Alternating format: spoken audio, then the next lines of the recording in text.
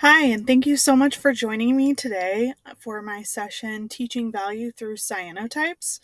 My name is Candice Greene. I work for North Canton City Schools as a middle school and high school art teacher. This lesson was written to try to introduce value in a fun way to my kids with little pressure as far as drawing skills go. It's very budget friendly. It also includes some social emotional learning, incorporates photography, and would be easily adaptable to fit other grade levels. Here you can see the presentation that I used um, to show my students the information that they needed.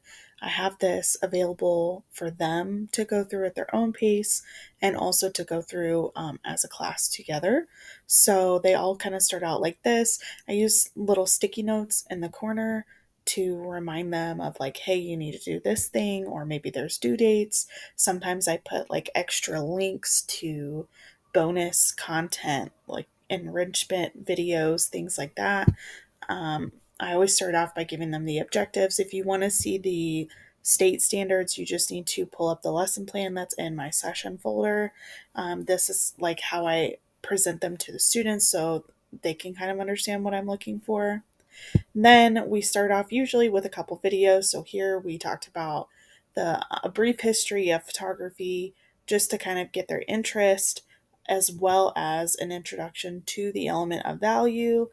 Um, the both of these videos are really nice. So you can watch those later. I'm not going to play them for you now. We also kind of brush the surface of what cyanotypes are and how they are related to photography. And then I showed them artworks by an artist that kind of was part of the inspiration for this unit. So this is Hilary Lay, and she uses watercolor paper and she brushes the cyanotype chemicals onto the paper and then uses paper cutouts um, to create the resist for the different values there in her cyanotypes, which is really nice. And then I linked to her website so you can see she kind of walks through her whole process, which I thought was really interesting.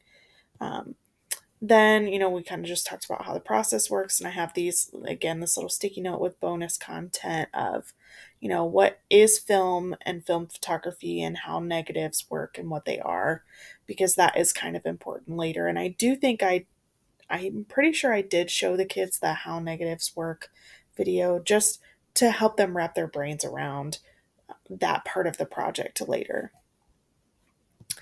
More process videos. This is just taking the cyanotype paper outside and doing like what we think of when you talk about cyanotypes and using natural objects and layering them on the paper to create that image. But she also uses a film negative, which ties in a bit to what we're doing because we're kind of going to use the tape in place of a film negative. We're creating our own. Um, this was a all class activity, which I learned in a PD and I thought was really, really great and interesting. So I tried it out with the kids and I really enjoyed it. And it's called See Sketch Wonder. You take an artwork you want your students to look at. This is a artwork from artist Max Zorn, who was also an inspiration for this lesson. This is completely made out of packaging tape, and he does it on top of windows with an X-Acto knife. It's really, really cool. But you don't really give the kids any of that context. You just show them a photo. And so I projected this photo on the board and I told them, you need to look at it and write down what you see with as much detail as possible. Everything that you see and notice or find interesting. We took a couple minutes to do that, and then we picked a part that stood out to us to sketch. A lot of the kids were really interested in the little flower on her hat. I had some kids that got really interested in sketching the architectural details, like of the railing, that kind of a thing. Several of them liked the little cup in her hand, but overall, the sketches were really nice. And as they're sketching, the point is that they're going to notice and see new things because they're taking a deeper look at the artwork and also kind of discussing like why that thing stood out to me and I chose to sketch that. And then in the end, the wonder is just any questions that you might have as we're going through this process. What do you want to know about the artwork? What do you want to know about the artist? What do you want to have clarified? And if I could answer those questions for them, I did in the end. In the session folder, you'll see this is in here twice, but they're not the same thing exactly. One is the presentation that I projected to the kids on the board. The other one is a handout that I printed and passed out for them to work on. So you could just have them do this in like a journal or on scrap paper. I passed this out and I made it a progress grade or a formative assessment, just like, that they were participating in the class discussion and doing their part there. So that is in here. Once we, went through the See Sketch Wonder and kind of got those questions that we wanted to have answered, I showed them this video, which kind of goes more into depth about Max and his process, how he got kind of famous for what he does, and more about his work. And then, again, here's a little sticky note with a link to more information about him. I think that's just from his actual website. So you can go through and see his gallery of work, which is really interesting, um, and beautiful. And the kids really, really enjoyed it. We talked more about how this process works to create value. Um, the tape he's using is slightly different. It's more of like a plastic texture and slightly more transparent than masking tape, but masking tape does have let light pass through, and so when you layer more and more of it, it becomes more opaque, and that is how you create those values. Of course, there has to be a light shining through to really create that dramatic effect of revealing the artwork. And so we talked about that, and then I showed them this person on TikTok who makes portraits himself.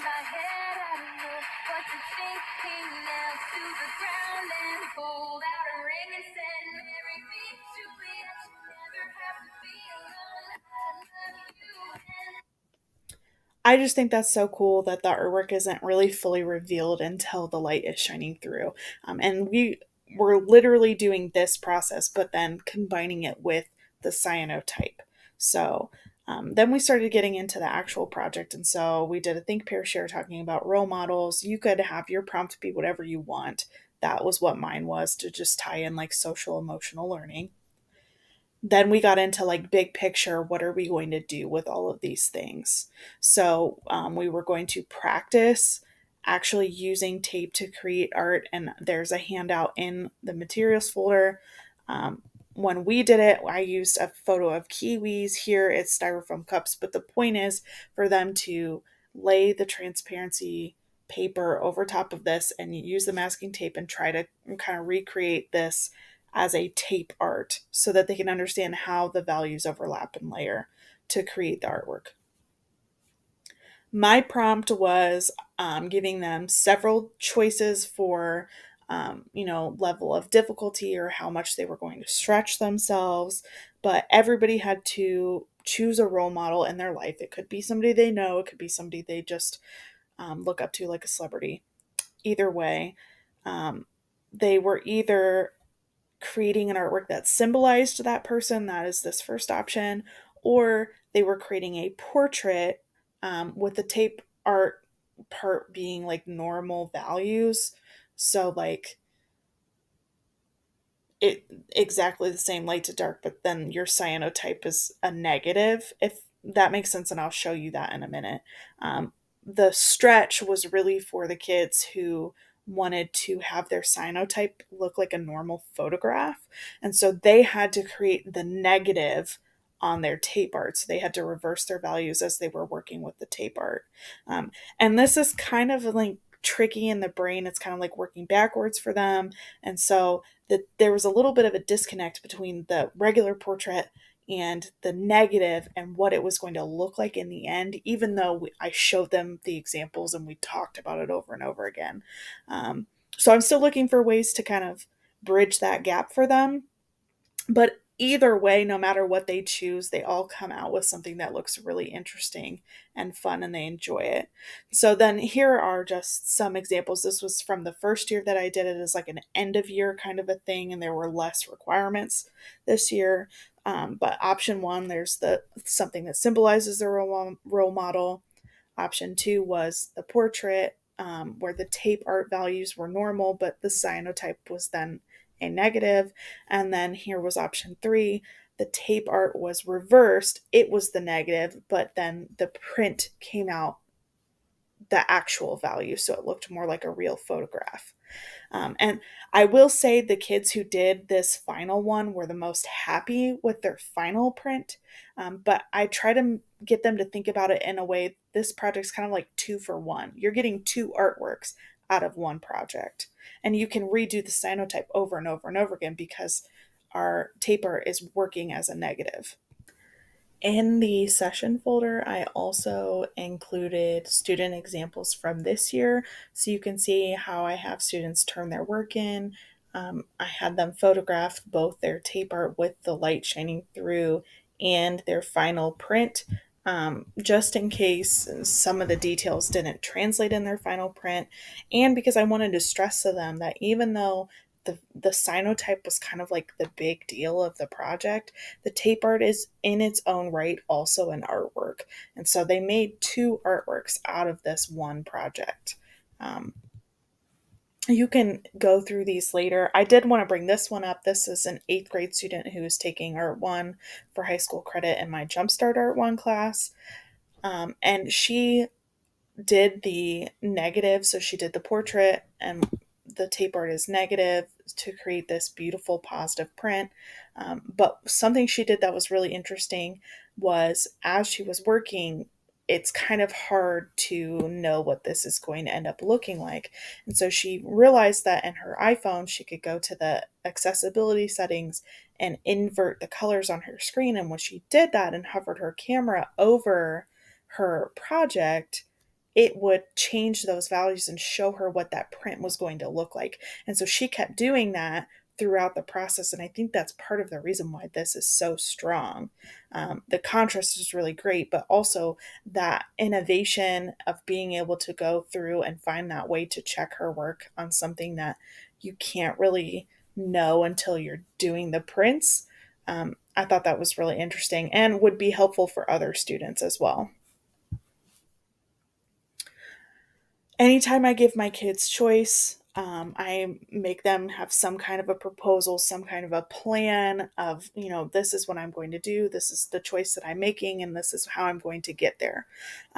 So you could have them write it out, type it out. I had it as a Google Drive assignment. We have Schoology, but they had to kind of just take note of like, here's the option that I want. This is the person I chose as my role model, and this is why, just a little bit of explanation as to their thought process. And then I had this box kind of pre made here where they can place their photo and size it so it's the same size as the paper we had for the cyanotype. And then they had to recolor their picture. So depending on what they want to do, if they're doing option one or two, it's just grayscale. Google Slides super easy to recolor stuff. You just click format options, recolor, and then you can do no recolor or like that's grayscale. Or if they were doing the reverse one, then they would click negative. And so the hard work and thinking about the values is kind of already done for them. I was much more successful in doing it this way than I was in the previous year, where I did not have them do this recoloring in Google Slides. And it's just so easy to do. So I highly recommend doing that. Then we got kind of into the work of just making the tape art, and I'm going to show you a brief demo of like how this process works, and how I had kids do it, and then you can adapt it however you need to. Just more examples to show them. So I did do a test little plastic sheet with different numbers of layers of tape, so you can see them numbered here 1, 2, 3 all the way to 6, and how you can see how they got darker as they went, so I could kind of gauge how many layers I needed to get the levels of value that I wanted. And then I took that same test and I created a cyanotype with it using the same paper we were going to be using, so I could gauge the number of values that were going to show up in the print. And what I have learned is once you get past 4, you really lose all the detail. So you can see tape art, beautiful, all this wonderful detail in the hair, but it did not translate in my print because I had too many layers of tape. And not all masking tape is created equal. If you're using painter's tape, it's very opaque. You're not going to get those details in the layering. You want that cheaper, thinner masking tape for this project. When we got to the end, we made a big day out of going out and making our prints. Many kids had to do multiple exposures because their first one, the wind shifted it, or they didn't expose it long enough, or they exposed it for too long. And so, that's a learning process in and of itself. And it really depends on how sunny it is outside, where you're at, how windy it is, because if you're not careful, it will shift the print and then it's kind of blurry. So that was also interesting, and the kids really enjoyed, I think, going outside and then watching the photo develop right in front of their eyes. And then, you go in and you have to soak it in water to stop the chemical reaction, and then the picture disappears and they all freak out. But it's fun to then, as it dries, watch it reappear. So it's a really cool process for the kids to be a part of.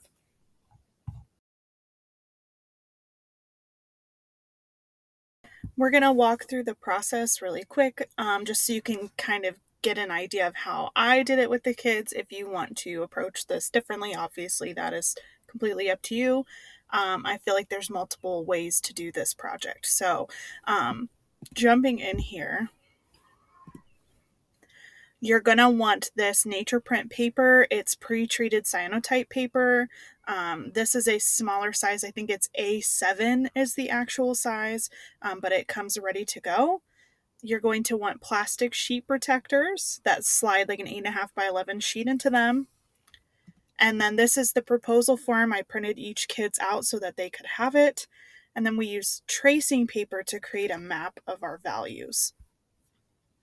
And you can see when it's laid over top, it's the same size as the photo on the proposal form.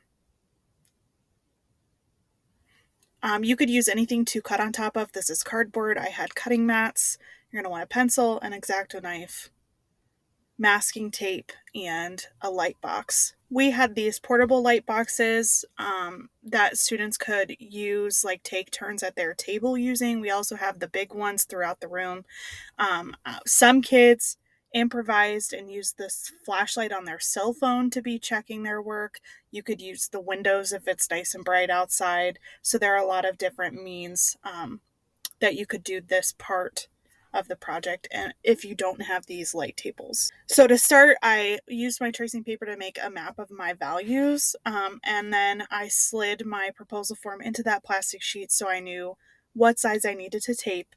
And you're going to start by putting down a layer of tape nice and evenly. You really don't want it to overlap or have gaps because those marks will show in your final print.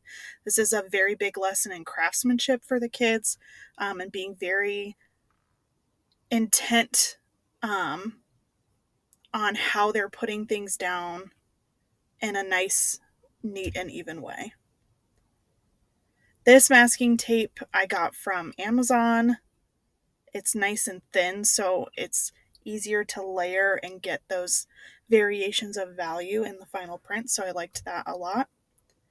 And is also inexpensive.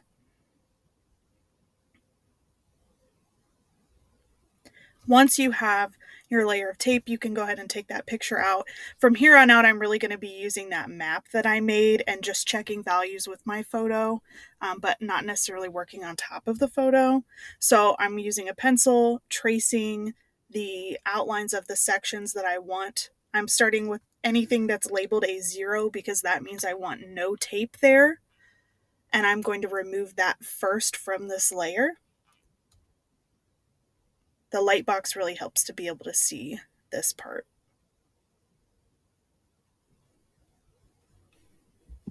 Once everything's traced, I can go ahead and take it off of the light box and get that cardboard or thick magazine or cutting board that I'm going to be cutting on top of, and make sure to protect my workspace, and use the X-Acto knife to start cutting out just that one section of tape.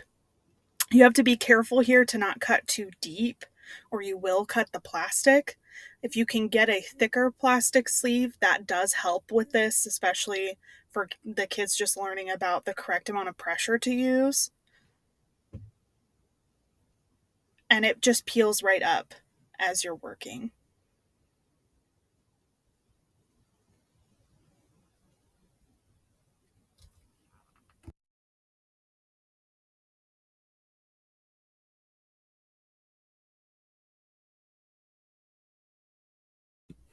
So you're going to keep repeating this process of layering the tape, tracing what needs cut out, removing that tape, and then repeat until you get however many layers you are going for and the values that you are looking for.